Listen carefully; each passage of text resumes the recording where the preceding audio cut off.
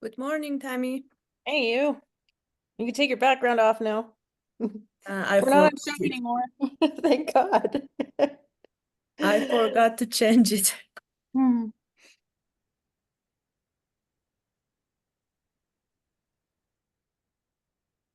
Hey, Chris, how are you? Hey, good. Something's Hmm. wrong with my screen. I'm gonna drop out really quick and then I can't Okay. see anything.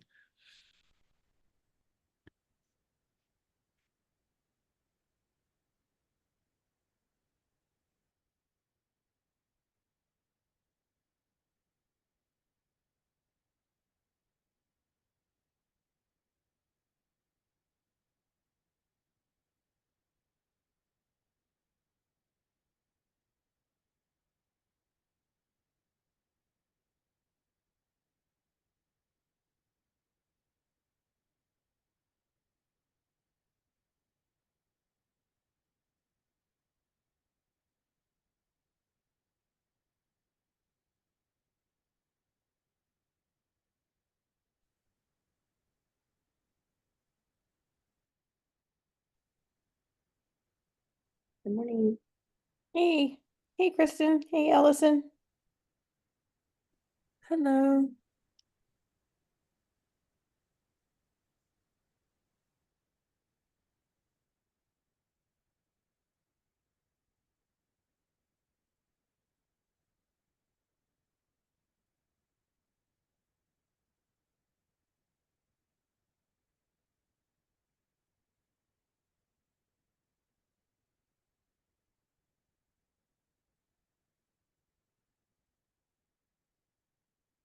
Okay, let's go back to being real people.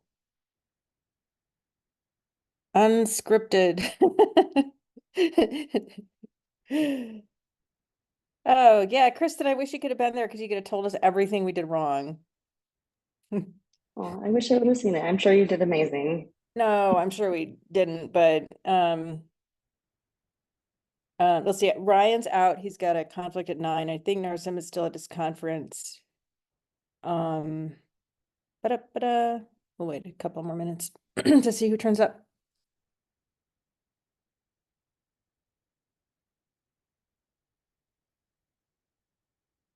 So Ellison, you're committed to AC right? We Uh, talked about this before. yes, for the Yeah, 4th through the morning of the 7th. yeah, Uh, okay. I'm gonna go. Yeah, I think I'm just gonna go. I mean, I think it's that same thing, showing up at the well. You got to show up at the well, right? And I think that's a well. I think it and AGU maybe, but I don't know. Christina, have you been to AGU? You're the one who might. Well, you're the one on the team that might have ever gone. no. No. God, it's just a crapshoot. It's like 20,000 people, No. talking about the tiniest bit of atmospheric chemistry ever and then not caring about like the big picture. So I would totally participate in a session there. That's not what we're going to talk about. I'm just waiting for everybody and doing chit chat. How is everyone? We haven't done a getting to know you in a while. Um, one word to describe the rest of your summer before classes start, or you can use up to 3 words. I'll start. Mine's better. Better than the first half. Holy crap. It's got to be better. All right. Who's next? Sarah. Busy. Oh, sweet. Chris. Uh, Mowing and prepping. Oh no. Did you buy something? No, just mowing and prepping for classes, I guess. Oh, mowing and prepping. Okay. Uh, Kristen. Halloween. Halloween. Holy cow. hmm And No, when we we had do a really we do big decorations. I have like an 8-foot spider I made a few years ago, so I wanted to change it up, and we're like the Halloween house on our block. So Are gotta you? put now. I'm totally gonna come visit. I Totally always on wanted to Timnath. be the Halloween house, and it turns out that I just do not have that, like I put things out and they get all sad and wilted. Okay, awesome. I thought you were kidding. I thought you meant like your kids were monsters or something. Christina. Vacations and finishing things. Finishing things, vacations. Where are you going? I'm going on a road trip for almost 3 weeks in California, exploring other areas of the US. So I'm really excited for that. Nice. Nice. Are you driving all the way out there? Or are you going out there and then driving? We go to San Francisco and then drive a huge loop. Yeah. You can come to ACEEE too. No work in that area. No work. Ellison. Transitions, maybe? Mm. Gosh, that was one word, but loaded. I had a few people's time to think. Stacy. Jealous of others. Oh, I dang get a it. summer break. I don't have students that I get a break from. Oh, yeah. Okay, but you get vacation. That's true. We're going to Michigan next week. Nice. Go on a kayaking trip. It'll be fun. Yeah, we're like actually not supposed to be working right now because we don't get paid. So there's that. Ish. Adam. I'll say good busy. Good busy. Sweet. Kind of nice. Oh, there's Kartik. We'll just hit him with a question as soon as he shows up. Kartik, you walked into a getting to know you, but everybody has already answered. 1 to 3 words to describe the rest of your summer before classes start. I know you don't have classes, but 1 to 3 words. 1 to 3 words. Oof. Gardening, biking, hiking. Wow. Not bad. That sounds like what a summer should be. What was the first word? I missed it. Oh, gardening. Gardening. Okay.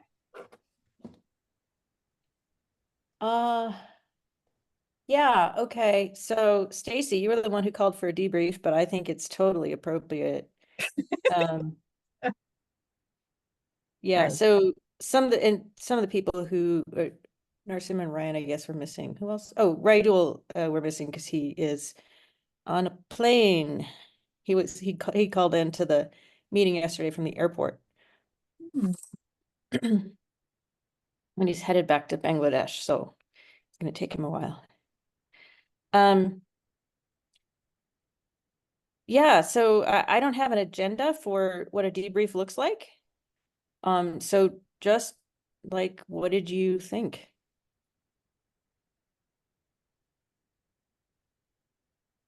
I mean, I called for it. I want to kick it up. I just want to say that was unlike any experience I've had in my academic or professional career. So I was surprised Surprised. and terrified. Can you say a little more about what felt different? You had a really good answer on the Discord, and then you said, "Don't call on me," and I'm like, "Shit, what am I gonna?" Because I don't know what to like. Like the worst stage fright.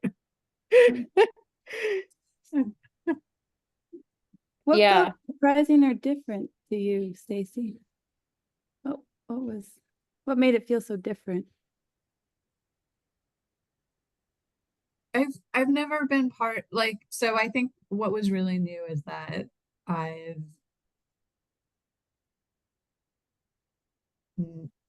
so without a PhD and recognizing that everyone with a PhD has gone through some sort of defense and then faces students like every single day that are probably like questioning you and your choices and why. I've never had that experience. So that was more intense than I thought a project meeting with sponsors would be, and it's maybe the more intense meeting I've ever had with a project sponsor. I've met project sponsors before, but not with the time constraints and I guess the questions surprised me, and then also didn't surprise me. Like, oh yeah, we could have thought of that. They were really interesting and good questions, but threw me for a loop. Thanks. I appreciate hearing more about what you said.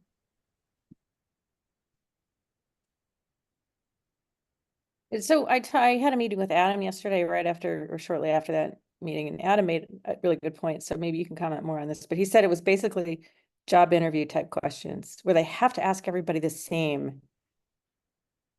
I mean, some of them were tailored, but many of them were not. I don't know. You want to say more about that, Adam?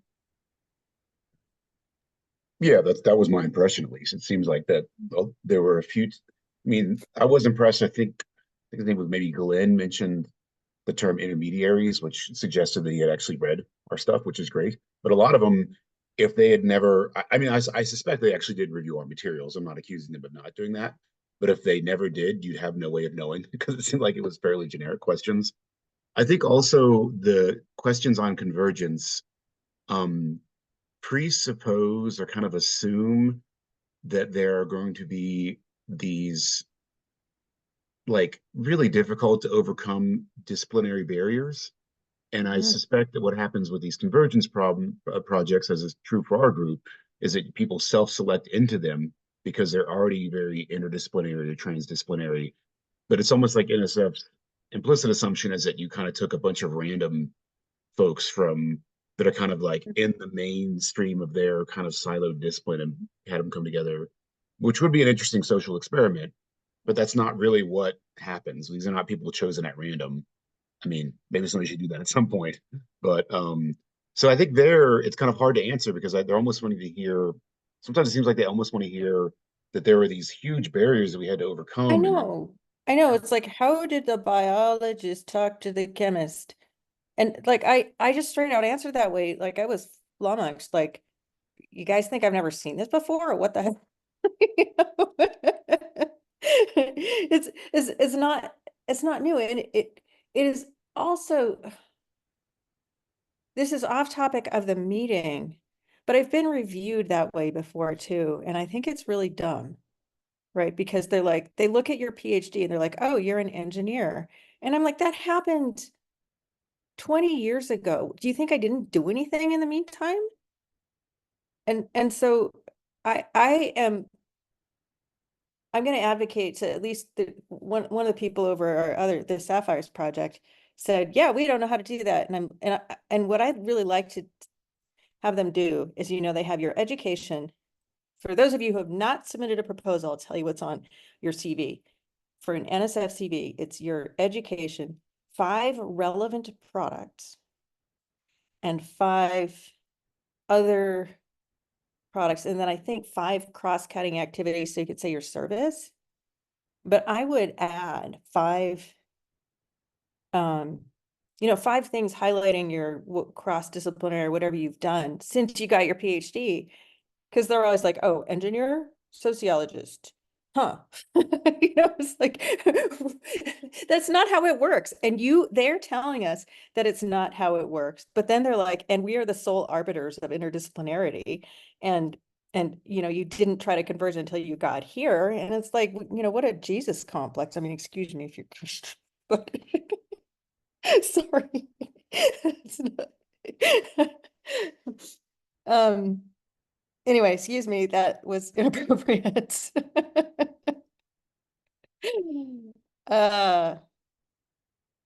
Anyway, okay. Who else? Christina, I felt really bad for not calling on you because you're so concise, and I think I should have pitched you the question about how people work together, because I think as somebody who came into the team by choice, you would have had a great answer. So that's a regret that I have. What did Yeah, you no observe? worries. I think you had a great answer on the convergence part of like our challenge was like integrating the quantitative and qualitative data rather than bridging the disciplines themselves. I think that might have been something, they haven't really thought about when they think about convergence. I think the point came across that we still have convergence, but in a different sense of what they were thinking previously, maybe. So and I actually had pretty much the same impression as Adam was saying. Like in hindsight, I really saw the interview, like the job interview in this meeting of like standardized questions so they can compare the projects, I guess. Yeah. And I think, so that was a challenge for me to, if I had thought about it the way that Adam put it, I think I would have thought differently about some of the questions. I think what threw me though is that they did start out with some questions that were a couple of questions that were more about our project. And so then I wasn't thinking generic question, right? But that was a really astute observation. Somebody should have put it in the Discord, like, hey, generic. Because then I was like, where did that come from? But I know I had to do that interview thing too, where you are required to ask the same questions. Yeah. Yeah, but Kartik? generally, I don't like about the interviews, same with the job interviews, that some people are just slower in thinking, including myself. So I feel like, but that doesn't mean you have worse answers, right? Or you're doing worse work than others. It's just like I always come up with 1,000 things that I could have said better afterwards. And when somebody's asking a question straight away, I'm almost Yeah. panicking kind of. So I feel like that kind of interview is not a good assessment for everybody. So yeah, but that's how it is. Yeah. Yeah, I actually agree Well- with Christina. Sorry, Tammy. No, But go. in my opinion, yeah, I've had similar experiences, and then the outcome really didn't matter in a sense that places where I thought I really bombed it, I heard back, and the other way too. So maybe this is just, maybe it doesn't matter at all. I don't, yeah. So What do you think, Zara? For me, it was a completely new experience. And when I refer to my friends in PhD, nobody has ever experienced this type of review. Me neither, right? I mean, so actually, okay, so two observations. No, sorry, did you have more to say? I interrupted you. But one thing I felt, it seems the review panel want to put every person in a discipline box. They can't consider we can do interaction beyond our disciplines. Yeah. Yeah, so and then they asked about grad student training. I was happy you were willing to take that question, and I thought you did fine. They asked about grad student training, and then I'm like, where do you think these grad students go when they're trained differently? Do you think that they then go and become an engineer who doesn't think outside the box? Like, what kind of material do you think you're starting with? Yeah, Chris, what did you think? I guess I have sort of mixed feelings. I thought that they made a comment about how they would be making that decision in that day, yesterday. Yeah. And so to me, even if they did use the same questions for other teams, to me that tells me that our interview wasn't quite as important, because it sounded like they, in a way, had already made some kind of decision. But overall, I thought, I thought we did fairly well, showing that we are converging, showing that everybody's contributing in various ways and kind of coming together in their own respective works. I actually thought we, as a whole, responded pretty well, given the very generic questions they had. And you know, as far as the solar panel question, if they expect us to have read every previous NSF project, that seems a little silly to me. But the thing is, I did. Well, I mean, he said all the GCR projects, I did look at their abstracts and their list of publications and the kinds of things that had come out. I just don't remember that one, and I thought they were talking about, and I'm sorry I bumped Oh, it you're to you, fine. but I thought they were talking about that one you were involved in Michigan, because didn't that have some solar in Yeah, it, it or was more community sort of the energy? second phase with microgrids. Yeah, Yeah, well, he said the solar panel experience.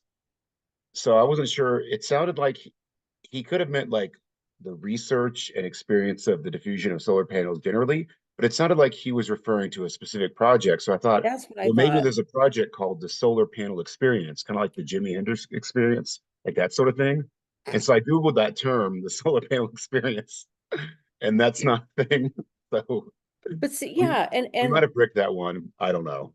I think so. I think that it was an easy question if I had thought about it right. I was too busy being panicked that I did not know what that project was. But I mean, the answer is duh, right? Like, we thought about solar panels and we decided that it was going to be a bad analogy because of the observability. And so Yeah. we haven't thought about solar panels in like a year and a half, which is why I bombed it. Well, I think not being able to ask clarifying questions because the time is so limited is really difficult too. If there was a Yeah. little bit more, I don't know what this, I don't know if the solution is to make them a little bit longer or else maybe not have clarifying questions count to your time somehow. But if we had said, well, can you tell us a little bit more about what you mean by that? I think we could have That's fair. been Yeah. fine. But it is, you know, But I think Christine, I don't think they gave us more than a minute to answer each question. So you were right. There were a lot of questions and they were really short. So I think, yeah, there's some things I regret, like, oh shit, I should have answered that better. I felt like I was taking more questions than I should have. Like, I should have bumped more questions, but then they were so wild cardy that I didn't want to put anybody on the spot or, have it go weird. Not that I don't trust you, but it just felt like, okay, this is not a thing that we have talked about. And, and I don't know who would feel comfortable answering that. Like, if we talked a lot about the types of scientific questions that people would feel comfortable answering, but we hadn't talked about those. And so I was worried about it going, cattywampus, if I just tried to randomly boot something to somebody else. And so I don't know, that was a thing. The other thing, like, okay, so I think my big regret is we should have had somebody red team us. I should have thought of that in January, right? And I could have hired somebody to do that. It would have cost a bundle, like probably $10,000. But we could have had somebody do that. Because the university, when they go for, like I said, when, if this was real money, the university would have stepped in and given us a consultant. We've worked with those consultants before. I've been on teams that have done it. And they probably would have come up with more of those questions. And that's why I said you can't pink team, red team yourself. You can't.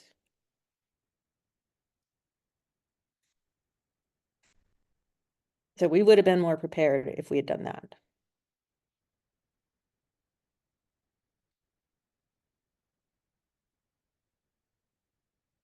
And usually so I've only been on one, two, three, I think 3 teams that have done something like that. And the kind of money they're usually talking is 20, 30 million. Right. So then that's why I said we're not real money. And then they usually do 2 rounds, like they might call it blue team, red team, or pink team, red team, where red is like they're really hostile.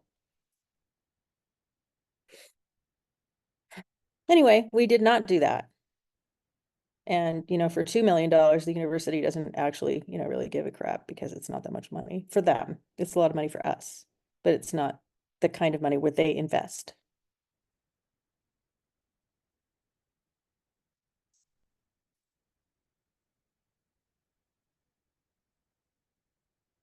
So noted. But also, and I think I've said this to Ellison, like the complete lack of metrics is like not something I would ever do to a class. It's just terrible educational practice. And so, right? Like, if I did that to my students, I would, well, they don't throw you out for teaching badly, but it's it's just a really bad idea because it's wasteful, right?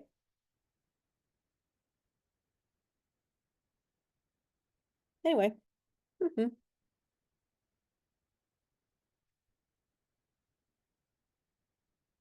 So even if they had said something like, some of these questions will be generic ones,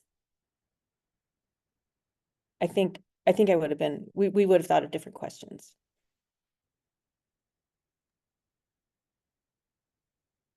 I think Adam pointing to it being an interview, like interview style. And I think combining that a little bit with some of the experience that I've been gaining as a reviewer of proposals on some state and DOE grants as well is making me think of the like scoring rubrics that we use in merit review. And so combining that, it was almost like these are the merit review questions that I would, that I sort of use in determining, how good a proposal is, and maybe doing something like that in reverse. I don't know, in the future, don't know what happens over 3 weeks and what kind of feedback comes back to this team. But going through this process again, even if we don't have a red team, going back and looking at not the proposal that was submitted, but the proposal guidelines and the merit review process that's outlined, and then using that as a guide to sort of review, okay, so how did you meet the overall, objectives of what the original like NOFO said, right? Or the original like FOA. That might have gotten to some of those questions, right? We're talking about how are you going to, work with students, or so becomes, what was your plan for working with your students becomes, how did you do that over the last 2 years? Yeah. How is your team going to converge? Provide that in your narrative. Does the team show evidence of convergence that transforms into a question like, so how has your team over the last 2 years shown convergence? So I think that's fair. And I did go back and look at the FOIA, and I have looked at it. I don't know if it's FOIA, the call. FOA, yeah. Yeah, FOIA is the other mean thing.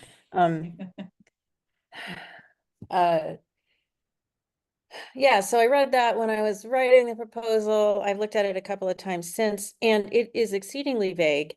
And so my analogy is that convergence is something like tenure. Like they don't want to put down the criteria because somebody, and those of you who have not been through the tenure process, maybe this doesn't speak to you, but I know at least some of you are thinking about academic path. And at least in the US, they won't tell you what you have to do. And the reason is that you can do it and still be a terrible researcher, right? So you can have 25 very extremely mundane papers that are not a contribution. And if they say you should have 15 papers, then they don't want you to say, but look, I did it. And so, yeah, when I was thinking about how do we show convergence, if you go back and look at the description, it's really vague.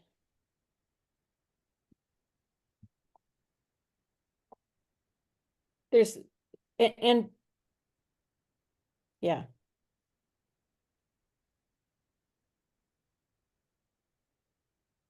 So it was already hard to know. They might have some internal guidelines, but I have I mean, also the word convergence appears in, say, engineering research centers too.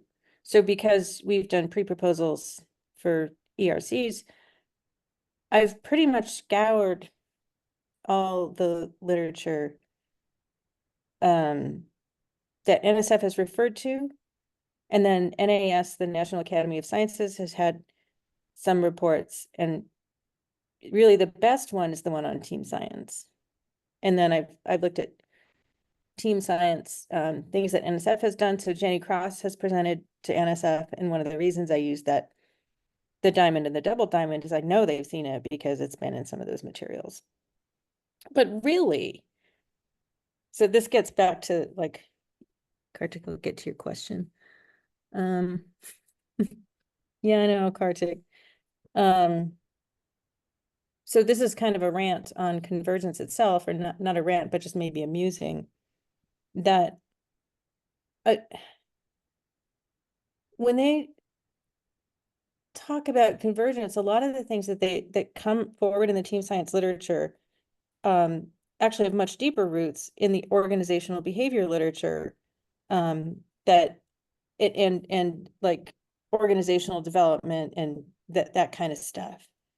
And it's almost like they took the foam off the top and they're like, okay, do this, without telling people that there's a whole bunch of literature on how actually teams form and work, and a lot of it comes out of business and industry. And so then they're like, how did you converge? Tell us about your disciplinary problems. And I'm like, it's not a discipline problem, it's an organizational problem. Right? It's a boundary crossing problem. It's a motivation problem. All of those things appear in other works, but somehow they're not guiding people to that, which I think is a big mistake.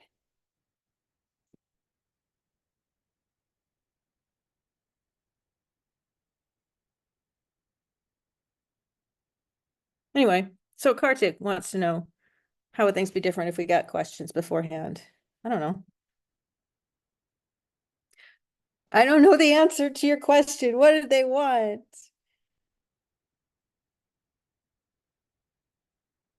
Yeah, because I could have answered those questions better. In writing, right? Right, yeah, exactly. Probably a lot of people feel the same If way. they're looking for like correct or good answers, then they should have given us the questions beforehand. Then like, Right. what's the point of putting us in a spot? Like, why? Yeah, that was actually a point that I think Tammy, you and I discussed yesterday, is that this process also kind of tests our ability to think on our feet and be quick-witted and things like that, which are not necessarily the skills that you need to do good research. I mean, they're not bad skills to have, but Mhm. to be sort of charismatic and quick is, you know, not really what makes the good work research necessarily. Yeah, and that's why I'm the wrong person to have in the hot seat then, you know?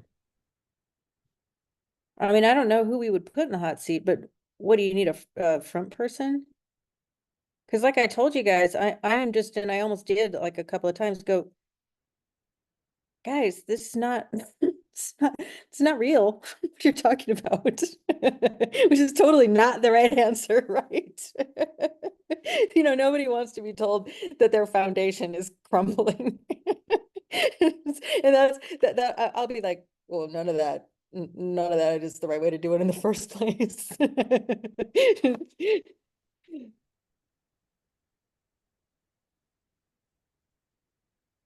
Mm, yeah, no, I don't know. So they must, I think we've been critical of them. They must find some value in it. Right. Just like I think a lot of the job search processes are weird, but I don't know what else to do. Maybe that's it. They don't know what else to do.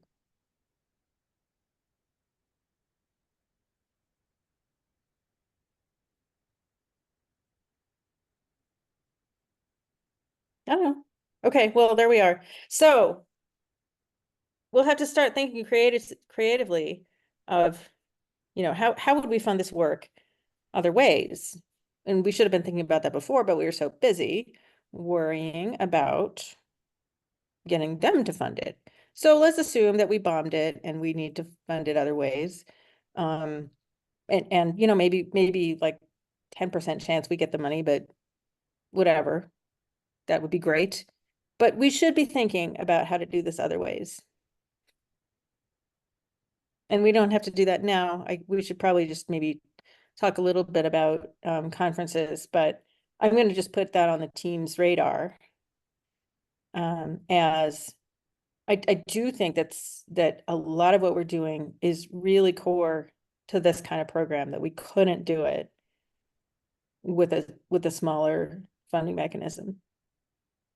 Right, we need this many people.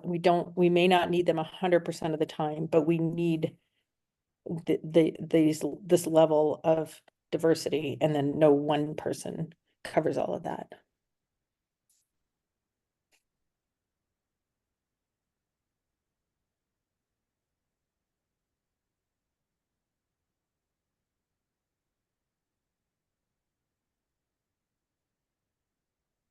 I think, yeah, I have ideas, but I don't have ideas for keeping everything together.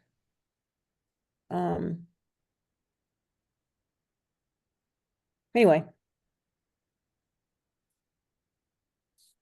Well, I also think we have some really fun stuff to do.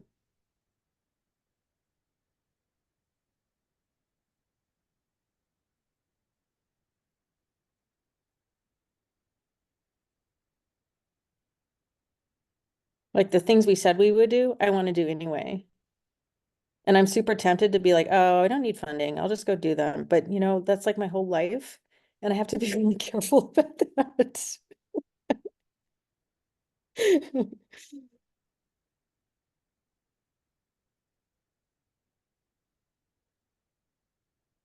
Okay, well, thank you guys. You're awesome, regardless of what happens. We still have 3 months.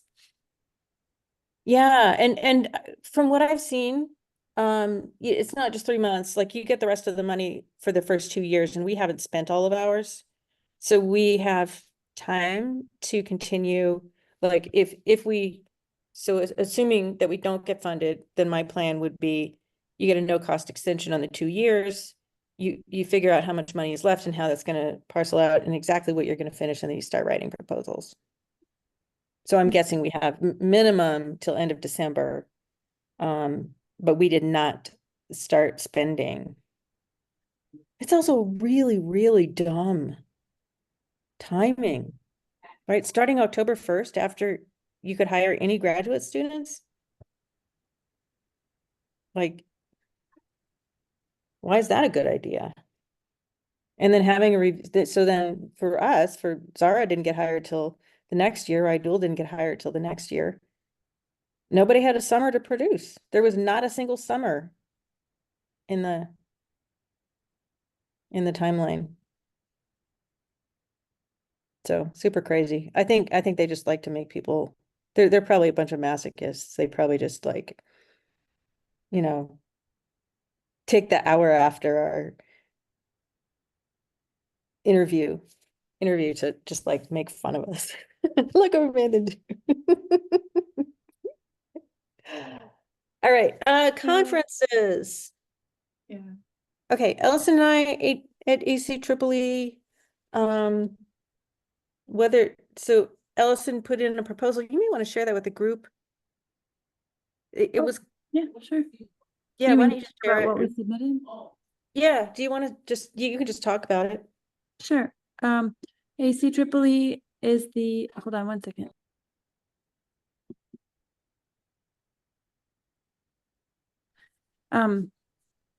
ACEEE is the American Council for an Energy Efficient Economy. They are very multifaceted in terms of the people that they attract to come to their meetings. In the last decade, they've experienced, I think, an influx of people from stakeholder domains that were less represented. So for instance, like a decade ago, you see a lot of stuff for utilities, state agencies, people that are managing energy resources on the supply side. And there's some not acknowledgement, but there's some conversations around demand or recipients of energy users. But that's, I think, been growing over the last decade. 4 or 5 years ago, I chaired a session on energy and behavior, which was it was attractive to the ACEEE because they didn't have a lot on behavior, but it attracted a really weird mix of people, like people who had been studying like smart home energy apps through like 20,000 person deployed surveys where they had they didn't have any survey design. And then also people that had done like, they were contractors who were talking about what people like, but like what Chris's conversations have been, but in a less systematized way. It was a real grab bag. And I'm glad I did it, but it left a lot of people without questions for each other because there just wasn't a lot to relate to. And it was probably a session that had 15, they had at least 2 or 3 sessions strung together with 5 presentations each. So it was like fairly robust, but we accepted a lot of what was submitted, maybe 90%.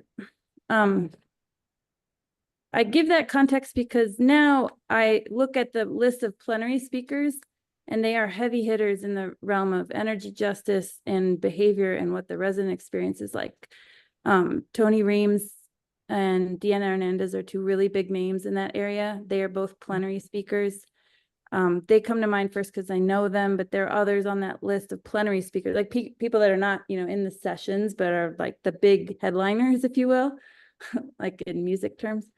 That's who's at this conference or this workshop.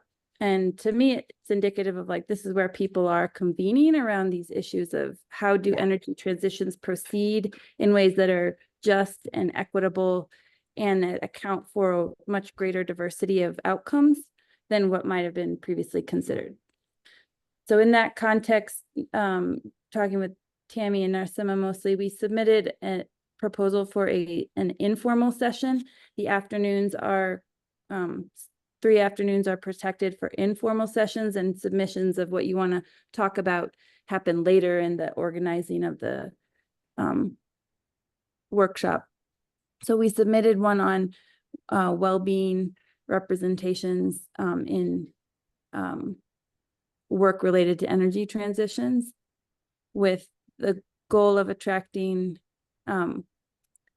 2 speakers, likely from maybe PNNL, the group that Narasimha is connected with and talked about, and possibly Lawrence Berkeley National Labs.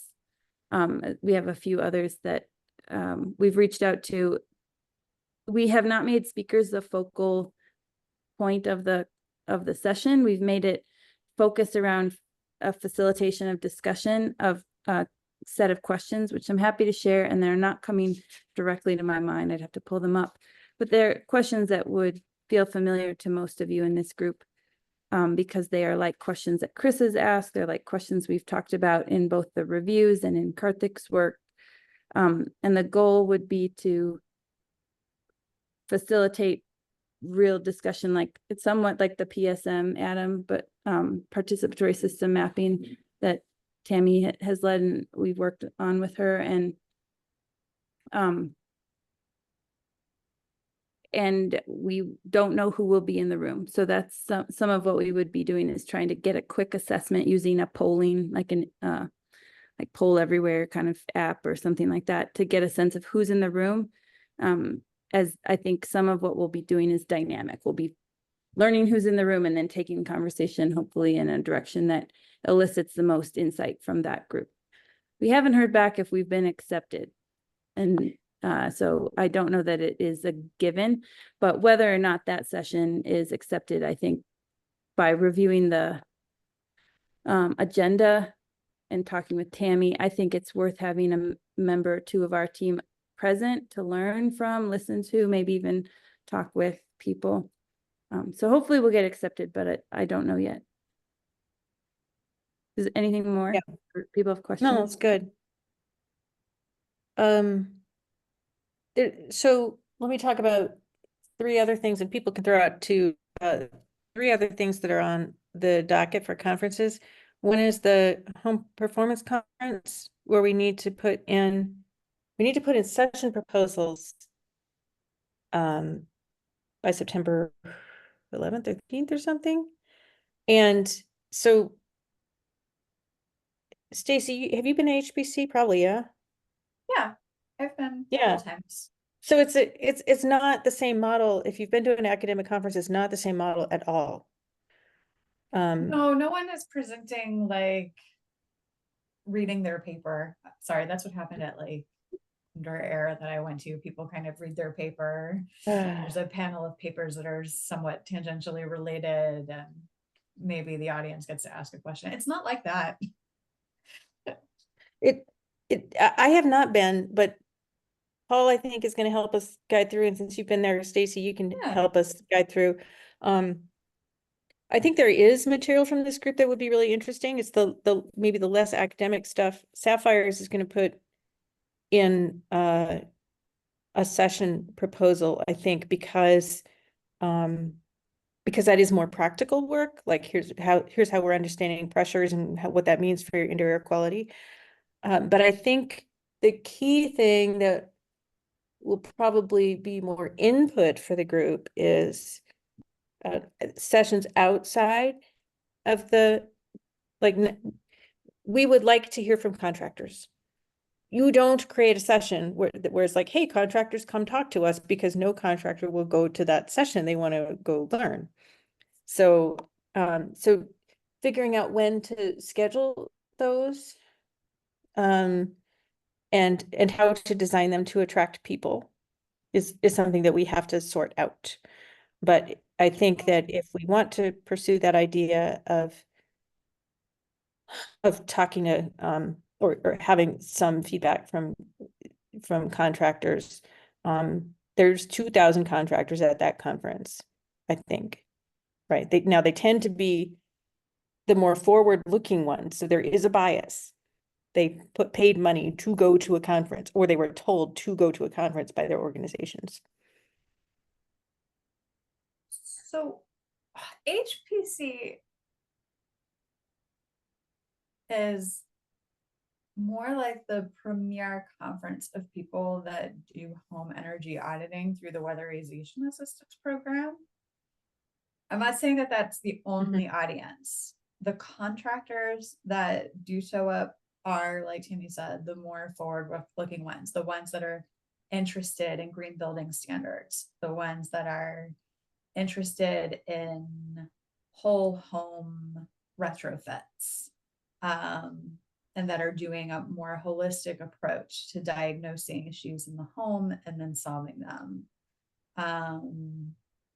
through like weatherization and indoor air quality measures. I wouldn't say that this is like a contractors conference where contractors are coming to learn like what's the latest technology that Mitsubishi has put out for heat pumps. That is a very different place. You think that's ASHRAE? I think that's ASHRAE. Yeah. Doesn't HPC have a trade show, but it's a different? They do have tabling and a trade show. They're like the most active folks, like exhibits are ones where they're demonstrating how blower door technology works. So you've got like Retrotech that comes with all their blower door technology, in Minneapolis with theirs. So they're like tools of the trade in energy auditing. Now, I didn't go this last year, and I don't remember if I went the year before. So it is possible that some things have changed. But there's a lot of people in the policy space that come because they're looking for like, what are the national policies, the national landscape around like weatherization policy, for example, and how does this trickle down and affect weatherization programs across the entire country? So I wouldn't call weatherization. Would you call weatherization like energy audit services contractors? For this, like, I don't, yeah. It's maybe more. So I think the type of contractors that Chris has been referring to, and we could probably benefit from some differentiation in this matter. The contractors that are influencing homeowner decisions that Chris has been talking to are the installers, correct, Chris? You're on mute. Primarily, it's just sort of a loose term for the company that they're using to install. Yeah. So it wouldn't be that, but I think you've also referred to, you want to talk to people in programs who are, and I can't remember the term you used, but it was like programs that assist people. What did you call that? Sorry. Are you looking at me blankly? I'm glad we're not in front of the interview panel. No, that's okay. Are you asking me? Yeah, I'm asking you. Yeah, no, I think for those who have sought out some kind of program, but out of the people we interviewed, we really never got to anybody that received assistance through a program. Yeah. Yeah, but you had said as one of the things for phase 2 that you were interested in talking to people in those who were That's doing right. that. And Yeah, I think it so would be more that class. So I do think we actually could benefit from describing who we see as different actors in the space, and maybe we could start with a skeleton and have it get updated. But there's also the cost-driven people are probably people that you talk to, right? People who said, no, heat pump is too expensive, I can't do it, if they got that option. There are people, there's a slice of homes or household dwellers who may not have that constraint if it's weatherization or energy efficiency supported, right? The low income programs. And so there, it's a different sort of decision. And there, I think that auditor group does play a central role in determining. Oh, Stacy, correct me, because I'm going out of my knowledge bounds a little bit here. This is all hearsay, right? But those people play a central role in determining what kinds of things are on the table and how people accept them or whether they accept them. Yeah. So just know that you won't So go to like, that. okay, so for example, like a company that like will go, like I just, maybe as a company, like everybody can look up a company called like Pearl Certification. Like this is a company that I have seen many times at HBC. And Pearl Certification is a home retrofit residential energy contracting outfit that is also trying to like incorporate a home certification program for energy. And it's in the it's in what's the word I'm looking for here? Like it's not in the public sector, it's more like in the private sector marketplace. So they're in a way like competing with an Energy Star, like an Energy Star rating for a home. Yeah, I know what you're talking about. Yeah. And then what they'll do is like they'll go to homes and they'll sell like a bucket of services to a house. They'll create a pathway. They'll say, here, we've done the audit for your house. You know, we've done this assessment. You need X, Y, and Z. Here's the journey that you need to go on. Here's what you need to do first. Here's what you need to do second. Here's what you need to do third. We'll hold your hand through that, but we're going to sell you these package of measures for your home. So that's like one type of contractor that I think is like really influential in that space, because they're going to be like a one-stop shop kind of entity that is going to help a market rate customer say, okay, I need this whole suite of measures for my home, as opposed to like And Andersen Windows, I don't know, homeowners might be like, I know what you're talking about, who comes to your door and says, here's your 20% off discount. We just want to replace your windows, but without any assessment of whether or not the windows need to be replaced. Do they Right. need to be energy efficient? What's Right. your, you know, they don't care about energy. They're selling you windows and they're selling you a single product at a time. Yeah. So the contractors who are at this conference are the ones that are really interested in overall home performance and not selling a single like product Mhm, to mhm. you. And I think that that's what makes HPC like really special and like cool in this space. But the folks like the Andersen window folks, like they're not going to show up. They want to sell Andersen windows. They don't Right. give it crud Right. if the rest of your house is energy efficient. So I think that that distinction is Mhm. really important, right? Installers versus optimizers or people focused on performance. Yeah. So home performance contractor is really different than a Mm, general HVAC installer Mm. or a general insulation provider. Yeah, so I think it's worth us having a common vocabulary around these things because I think we've had this bucket contractors that's like everybody who's sort of between the homeowner and the academic. We can do better than that.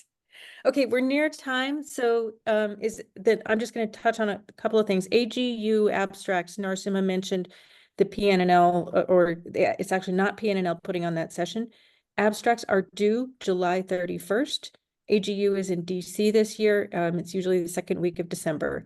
It is a lot of earth science. I have tried to wedge people plus earth science into it. Usually what happens is I get run over with a steamroller. If another group is creating a session, let's submit to it.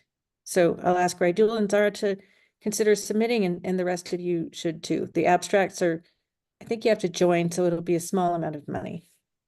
The other thing, just to repin on your calendars, August 28th, the Healthy Housing Coalition. I met with them yesterday morning. That's their usual monthly meeting. And I've been concerned who will come to Fort Collins. After yesterday's discussion, I am worried that our classroom is not big enough. We're going to have a lot of people because a lot of people want to bring their other people. So yes, and there are a range of people. This is not completely heat pumps. It's more around indoor air quality, sometimes radon, sometimes smoking or secondhand smoke. So everything having to do with health in housing. And yet these communities overlap a lot. And so I know we've had trouble accessing interviews.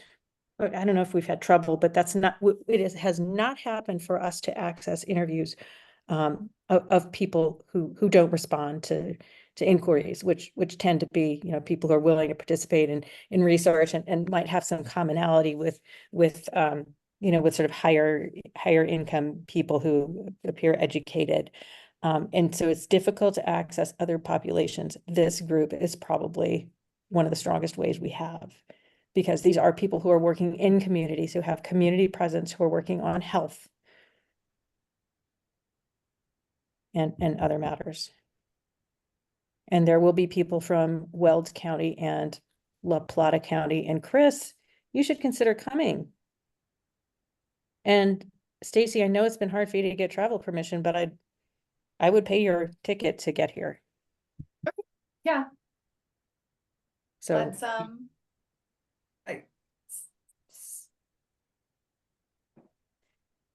yeah, so the details or the dates again, because I do have the Healthy Housing Coalition meetings on my calendar. Like I get a recurring invite for it. I just never attend. Yeah, because I talked to them really early on about this project. I'm really glad that someone is still going and that I've been going every month and it's just good, That's I mean, like fantastic. Yeah, wonderful. sometimes I'm like, why did I go? Right. But it's not most of the time. Yeah. I So think that I haven't done that kind of work with them, but let's figure that out. I think I have a little bit of money left. It can't probably cover a whole plane ticket because plane tickets. No, are I'll just buy a right ticket. now. Yes, August 28th. It will be 9 to 12 a.m. In the Powerhouse classroom, which is reserved. Okay. The Powerhouse classroom holds 110 people, so we can't have more than that. And even if there were 110 in there, I don't think they could breathe. But All right, so I'm let's hoping figure that out for sure. and Kristen will be helping with the organization. It's sounding like a good number, not because there's what, 120 people on the list, Kristen? I mean, of course, they're not all gonna come, but I was thinking we'd have like 10. We're not gonna have 10. We're gonna have like 50. Because so many people are saying, I want to bring X, Y, and Z from my organization. Okay, good. We're done. Thank you. Bye. Thank you. Bye.